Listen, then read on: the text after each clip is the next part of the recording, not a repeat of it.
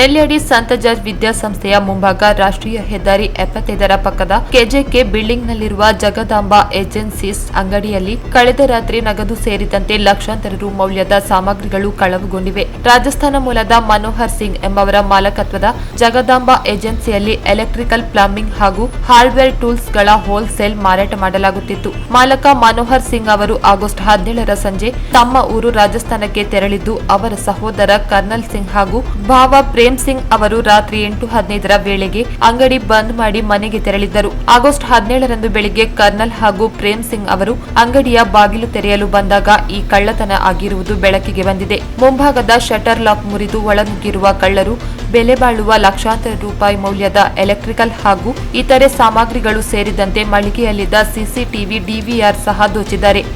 ಮಧ್ಯಾಹ್ನದ ವೇಳೆಗೆ ಮಂಗಳೂರಿನಿಂದ ಆಗಮಿಸಿದ ಬೆರಳಚ್ಚು ಹಾಗೂ ಶ್ವಾನದಳದ ತಜ್ಞರು ಪರಿಶೀಲನೆ ನಡೆಸಿ ಮಾಹಿತಿ ಕಲೆ ಹಾಕಿದ್ದಾರೆ. Uppinangadi circle inspector Ravi BS, sub inspector Rukmayya Gowda, Nelyadi ಹೊರಠಾಣೆ ಹೆಡ್ ಕಾನ್ಸ್ಟೇಬಲ್ ಕುಶಲಪ್ಪ ನಾಯ್ಕ್ ಹಾಗೂ ಸಿಬ್ಬಂದಿಗಳು ಸ್ಥಳಕ್ಕೆ ಭೇಟಿ ನೀಡಿ ಪರಿಶೀಲನೆ ನಡೆಸಿದ್ದಾರೆ.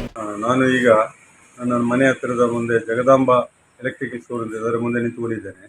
ನಾನು ಎಂದಿನಂತೆ ಬೆಳಿಗ್ಗೆ ಒಂದು 7:30 ಗಂಟೆ ಹೊತ್ತಿಗೆ 7:30 ಗಂಟೆ ಹೊತ್ತಿಗೆ ಬೆಳಿಗ್ಗೆ ಚಹಾ ಕುಡಿಲಿಕ್ಕಾಗಿ ಅಸರಫ್ ಹೋಟ್ಲಿಗೆ ಬರ್ತಾ ಇರುವಾಗ ಜಗದಾಂಬ ಈ ಎಲೆಕ್ಟ್ರಿಕಲ್ ಶಾಪಿನ ಮುಂದುಗಡೆ ಸ್ವಲ್ಪ ನಮ್ಮ ಗೊತ್ತಿದ್ದ ಊರಿನವರು ಮತ್ತು ಅಂಗಡಿಗೆ ಸಂಬಂಧಪಟ್ಟವರು ಆ ಕಡೆಯಲ್ಲಿ ಏನಂದ ವೀಕ್ಷಿಸ್ತಾ ನೋಡ್ತಾ ಇದ್ದರು.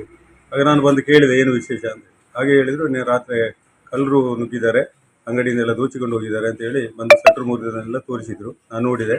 ನಾನು ಕೂಡ ಸ್ವಲ್ಪ ಆ ಕಡೆ ಎಲ್ಲ ಅವರೊಟ್ಟಿಗೆ ಸುಮ್ಮನೆ ತಿರುಗಿದೆ. ಅಷ್ಟರಲ್ಲಿ ಪೊಲೀಸ್ನವರು ಕೂಡ ಬಂದು ಇದರ ಬಗ್ಗೆ ಎಲ್ಲ ತನಿಖೆ ಮಾಡ್ತಾ ಇದ್ದರು.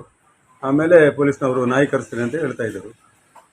ಅವ್ರ ಹತ್ರ ಅವರು ಹೇಳೋ ಪ್ರಕಾರ ಒಂದು 15 ಲಕ್ಷ ರೂಪಾಯಿಯಷ್ಟು ವೈರ್ ಬೆಲೆ ಬಾಳುವ ವಸ್ತುಗಳೆಲ್ಲ ಹೋಗಿದೆ, ಕ್ಯಾಶ್ ಕೂಡ ಹೋಗಿದೆ ಅಂತ ಹೇಳ್ತಾ ಇದ್ದಾರೆ. ಅದರ ಬಗ್ಗೆ ನಮಗೆ ಏನು ಅಂತ ಹೇಳಲಿಕ್ಕೆ ಆಗೋದಿಲ್ಲ. ಮತ್ತು ಅವರ ಮಾಲ್ಗಳೆಲ್ಲ ಹೋಗಿರೋದು 100ಕ್ಕೆ 100 ಸತ್ಯವಾಗಿದೆ. ಅಂಗಡಿ ಮನೋಹರ್ ಅಂತೇಳಿ ಅವರದ್ದಾಗಿದೆ, ರಾಜಸ್ಥಾನನ ಮೂಲದವರು.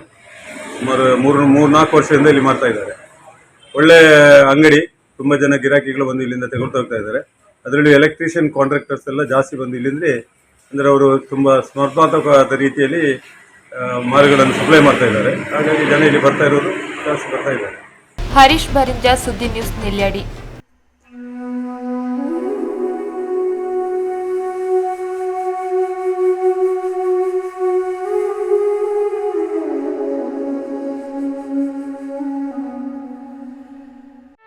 ಸುದ್ದಿ ಚಾನಲ್, ಕ್ಷಣ ಕ್ಷಣದ ಸುದ್ದಿಗಾಗಿ.